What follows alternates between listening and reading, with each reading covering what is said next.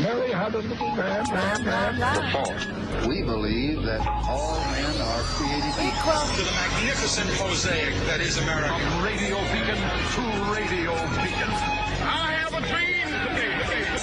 Change has come to America. Keep the faith. This is going to be a disaster. Knock, knock. Who's there? It's a figment of your imagination. Randi Rhodes Show. Turn up your mind.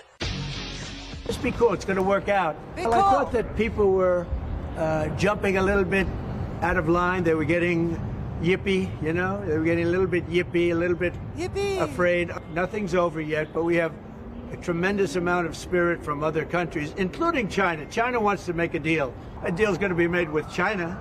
A deal's going to be made with every one of them. And there'll be fair deals. I just want fair.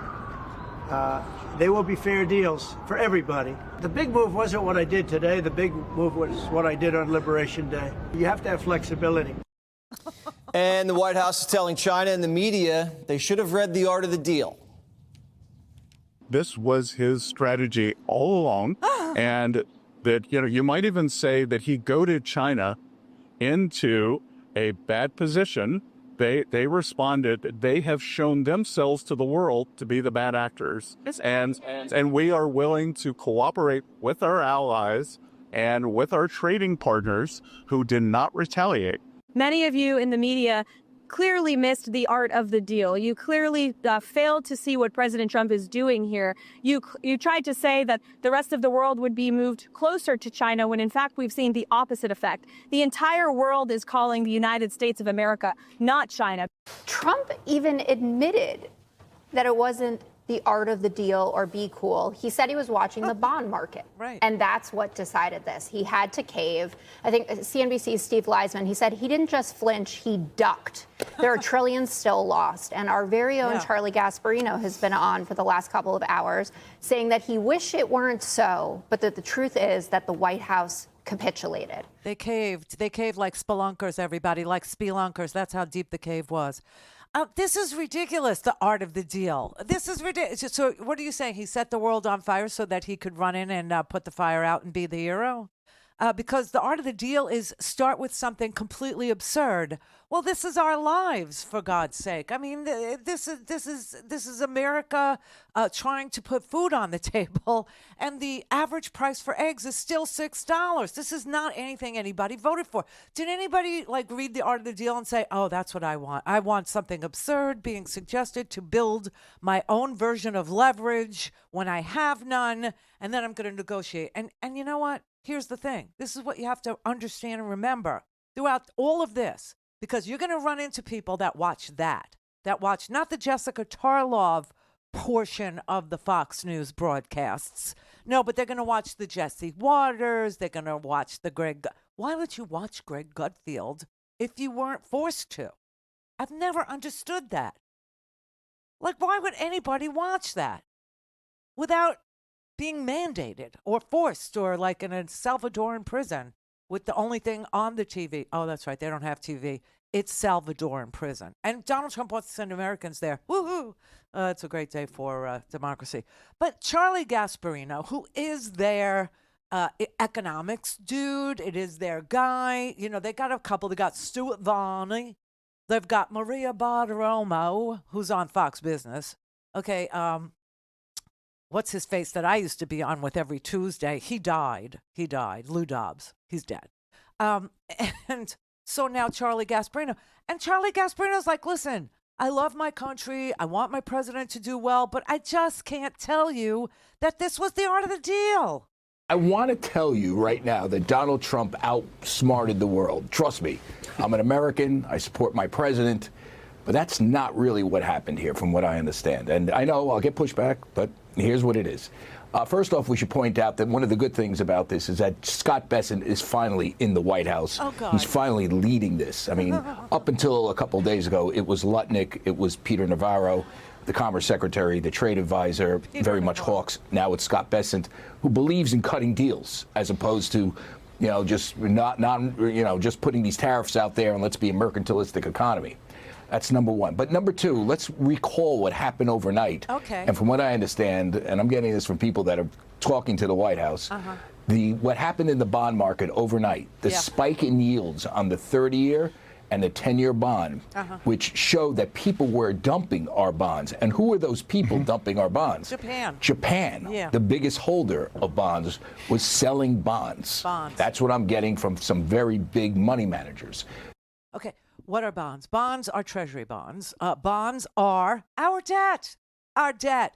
And countries like Japan, who Donald Trump said, they're going to come to the table. They're dying to talk to me. They want to make a deal. China, too. They also are a large holder of our debt, treasury bonds. They were dumping them. They could destroy us. He thinks he created some niche or leverage or whatever. No. He didn't create jack. What he was looking at when the bond market was tanking, and, you know, for those of you who watch, like Stephanie Ruhle, who's a really good business person, okay? She used to work at Deutsche Bank, okay? She is a really good person to listen to on what is going on with the stock market and our economy and what's going to actually give first. She said watch the bond market about, I guess what, 2 weeks ago or a week, whenever this started, when was Liberation Day, everybody? When was it? So it seems like forever. It seems like a lifetime ago. But you know, she said the bond market's not going to put up with this crap. There is no way. He's putting tariffs on countries where we have zero tariffs. Australia, you know, zero tariffs. And he put a 25% tariff on Australia. You know those little islands with the penguins? How we all laugh. Those are Australian islands, okay? The man is delusional, and he really needs everybody to always be paying attention to him. To him. It's all about him. Now, what's really freaky is that the bond market, the people who own our debt, who buy our debt, Japan, China, other nations, started dumping our debt, and that would have caused a Great Depression. Why? Because the cost of money would have gone through the roof. The cost of borrowing, that's what treasuries are. They're the result of holding debt. And if they would have sold that, the cost of money for us to borrow, because we would have no one holding our debt, nobody participating in our debt, nobody saying, you're worth it, I'll hold your debt, your word is good, we trust you. We trust you, like your bank trusts you because you've produced collateral, or your bank trusts you because you show that you make a certain amount of money. Same thing with the countries that buy our debt. We have proven ourselves to be reliable credit risk, a reliable partner.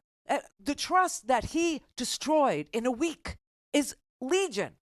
It's legend. No president has damaged the word of the American democracy or the American economy in this way, ever, in the history of... But if he didn't respond, this is why he's saying, thank God that Bessent's in it. Who the hell does Bessent look like? Can anybody place him? I can't place him. He looks sort of kind of like a plastic surgerized James Comey on some days. Do you know what I mean? And then on other days, he looks like a surgerized Chevy Chase.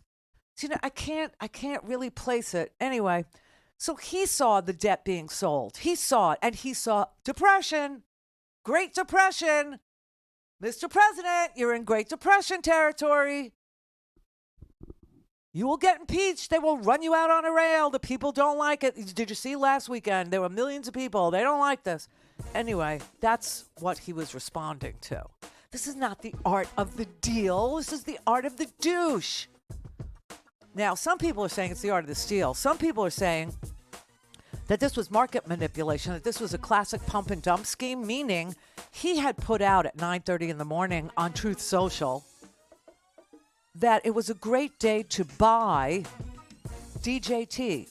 That's his stock, where all his wealth actually is. Truth Social, right? And at 9:30 in the morning, he said, this is a great day to buy, da-da-da. And I saw Twitter going, buy the dip, buy the dip.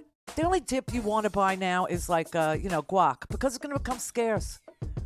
Buy the dip. And then his stock price, DJT, went up 21%. And then he paused the tariffs. What? Don't have time to listen to the live show? Want to hear more on your schedule? Go to RandiRhodes.com and buy a stinking podcast.